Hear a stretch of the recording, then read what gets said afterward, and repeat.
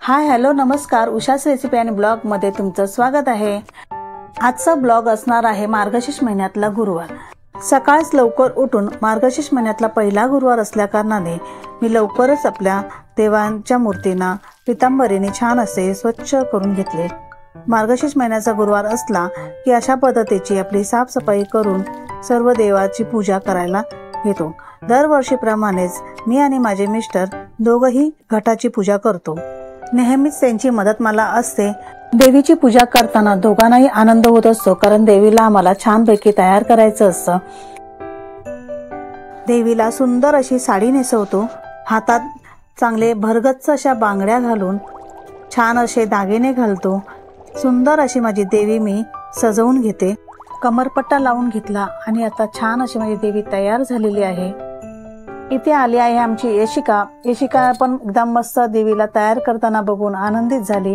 तिला देखील खूप छान वाटत होतं, काय पूजा चालू आहे म्हणून तिचं सारखं देवीकडे जाणं होतं आणि सारखं देवीला देव बाप्पा तू हा प्रसाद खा, देव बाप्पा इथे प्रसाद खा खा म्हणून सारखं बोलत होती।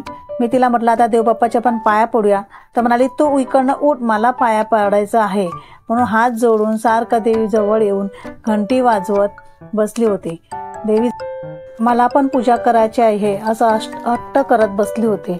आणि तिची मम्मा आली, तिच्या मम्माला पण सांगत होती बाप्पा करायचंय, ये लवकर बाप्पा करूया। मला थोडी मदत केली आणि फुलं लावायला आणि सगळं हळद कुंकू लावून सगळ्यांना टीका लावत बसली।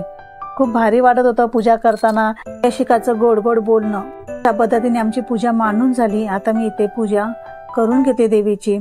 हळद कुंकू वाहून घेतलं, देवाराला देखील हळद कुंकू वाहून मी छान अशी पूजा करून घेतली, देवीचा आशीर्वाद मागून घेतला। अशा पद्धतीने माझी ही पूजा संपूर्ण झाली। तुम्हाला कशी वाटली ही मार्गशीर्ष मधल्यातली गुरुवारची पूजा नक्की मला कमेंट करून सांगा। व्हिडिओ आवडल्यास व्हिडिओला लाईक करा, नवीन असाल तर सबस्क्राईब करायला विसरू नका।